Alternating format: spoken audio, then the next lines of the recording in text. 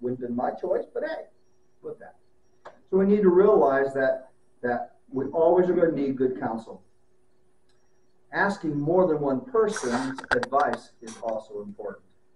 Notice the word Solomon inserts about advisors in Proverbs. He says many, not one. He says many. And here's something that's going to sound really obvious to you here, but I'm going to say it anyway because I'm good at saying the obvious. Most of the really important decisions in your life seem really important to you. Right? That's how it goes. And most important decisions seem to have a sense of urgency to them, don't they? They're so important that they dominate our thinking. They're with us all the time, so we want to make those decisions what? As quickly as possible. Most times we have far too great of an independent mindset rather than an interdependent mindset. Catch the difference? Independent, I can do it myself. Interdependent, hey, you've been there. What can I gain from your wisdom, your knowledge, where you've been with that? Many advisors, he says, make victory sure. When the decision is important, ask more than one person for advice. Third, we need to realize that not letting pride shouldn't keep us from admitting what you don't know. Okay? Pride only breeds quarrels, Proverbs 13:10 says, but wisdom is found in those who take advice. Pride may be the number one enemy, if you will, of the path. Successful people are often to the fact that they don't have everything they need to know and are quick to go to people who do. Solomon describes this term as of the path in Proverbs 12:15 when he simply says this: the way of a fool seems right to him, but a wise man listens to advice. See what he's saying? The way of a fool, the path of the fool, another way of saying, seems right to him. So a friend comes and says, hey, I'm really worried about the direction that you're headed. And the fool says, you don't need to worry about me. I'm good. I got it covered, right? But what does the wise man say when the friend says, I'm worried about you? The wise individual says, really? I'm grateful for that. Tell me what you're seeing. The Bible's most gripping example of this story of is about a king named Rehoboam. All righty? And we find this in 2 Chronicles 10. If you have your Bibles or have your phones here, turn to 2 Chronicles 10, if you would. And his story covers several verses here, so we're going to take a look at that. But Rehoboam has just become king. Solomon has died, and the people feel like they've been worked unduly hard with Solomon. And so before they allow him to be crowned as king, they ask him to lighten up a bit, lighten up on the demands for their labor. And in verse 5, 2 Chronicles 10, this is where we'll pick up. He says, Rehoboam, they've come and asked this. So Rehoboam says, come back to me in 3 days. So the people went away.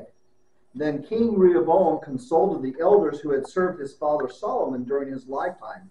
How would you advise me to answer these people, he asked. They replied, if you will be kind to these people and please them and give them a favorable answer, they will always be your servants. But Rehoboam rejected the advice of the elders and consulted the young men who had grown up with him and were serving him, those on the same path. He asked them, what is your advice? How would we answer these people who say to me, lighten the yoke your father has put upon us? And the young men who had grown up with him replied, tell the people who have said to you, your father put a heavy yoke on us, but make your yoke lighter. Tell them, my little finger is thicker than my father's waist. My father laid on you a heavy yoke. I will make it even heavier, he says. My father scourged you with whips, I will scourge you with scorpions. So 3 days later, verse 12, later Jeroboam and all the people returned to Rehoboam as the king had said come back to me in 3 days. The king answered them harshly, rejecting the advice of the elders. He followed the advice of the young men and said, "My father made your yoke heavy. I will make it even heavier. My father scourged you with whips. I will scourge you with scorpions." And so the king did not listen to the people, for this turn of events was from God, to fulfill the word the Lord had spoken to Jeroboam, son of Nebat, through Ahijah the Shilonite. When all Israel saw that the king refused to listen to them, they answered the king, "What share do we have in David? What part in Jesse's son? To your tents, O Israel. Look after your own house, O David." So all the Israelites went home. But as for the Israelites who were living in the towns of Judah, Rehoboam still ruled over them. King Rehoboam sent out Adoniram, who was in charge of forced labor, but the Israelites stoned him to death. King Rehoboam, however, managed to get into his chariot and escape to Jerusalem. So Israel had been in rebellion against the house of David to this day. You know, after hearing the request, we look at Rehoboam, and he made some smart decisions, actually. He made 3 of them. First of all, he asked for time to decide what to do. That's a great idea. If somebody's pushing you for a decision, you got a boss or whatever pushing you for that decision, say, "Hey, can I have some time? I need to take some time with this." He was wise enough to know that this was not a time for a rush decision. And the second thing that he did was he sought advice for making the decision. He chose to listen before he decided.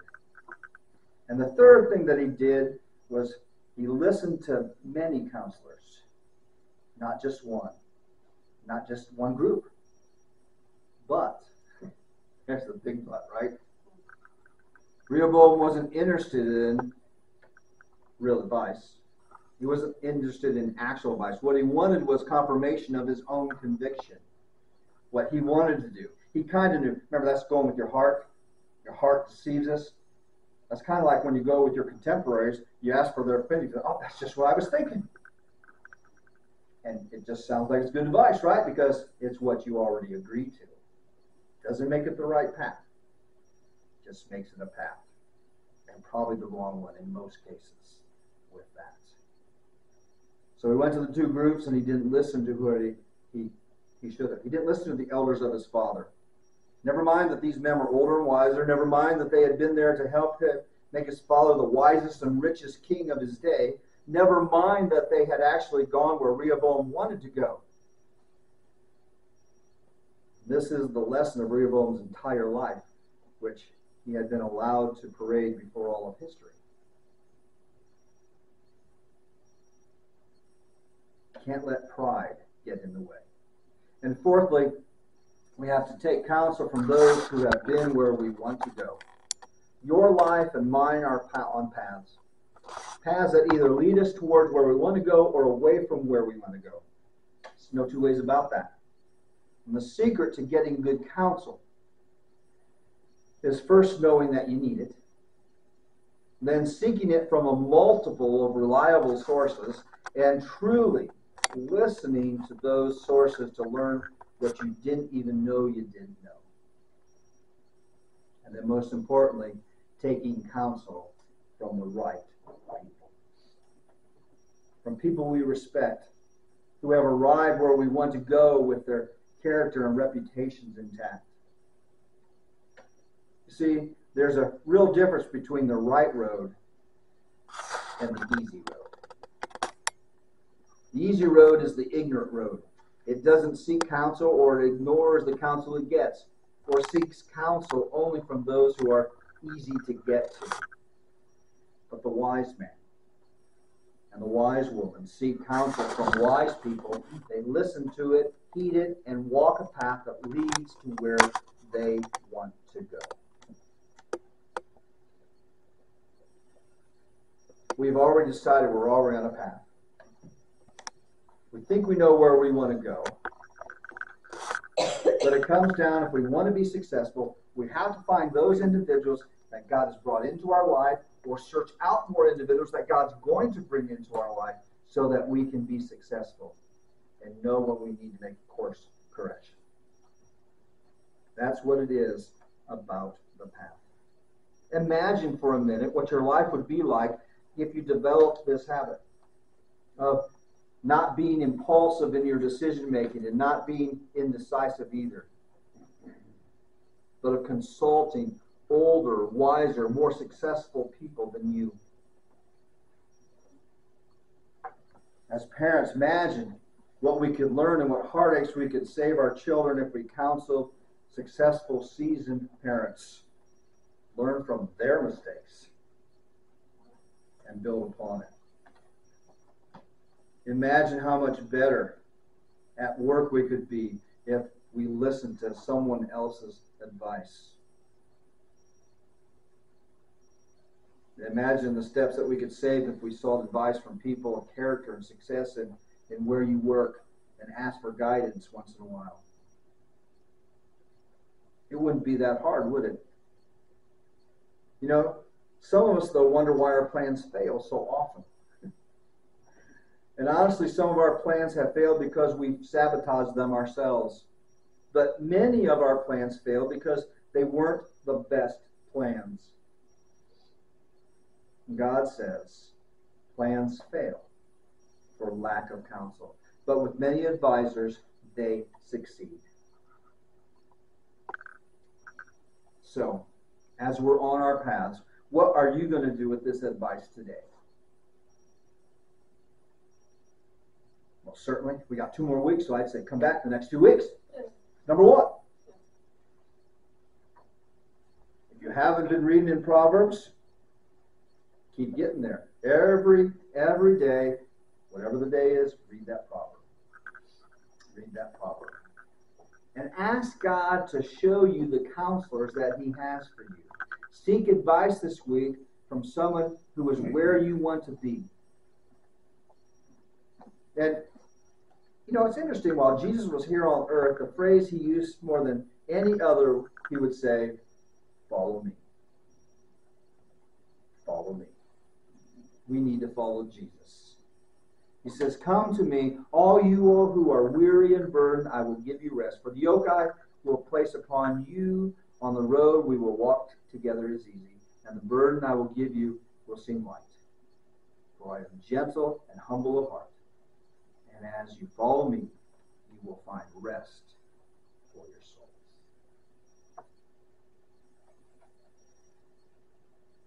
Who are you listening to? Years ago, I'm getting so old I can't remember who gives me these advices, so I'm just going to claim it. Somebody told me. Said, you know, we need three type of people in our lives. We need those who are above us and are going to where they need to be and where we want to be. So we reach up to those. We have those that are our contemporaries, those that we walk along with and share the difficulties of life. And then there's that individual that we're reaching down to help them wherever we are in our life. The question is, who are you listening to? Start with God's Word. Get in the book of Proverbs. God will direct. God will bring and say, Lord, bring these in. I shared earlier, I'm in the process of making a decision that's going to change what I do at work. And it dawned on me, I'm thinking, I've been listening to all this and been involved in this, but I'm not sure how much I've asked God about this.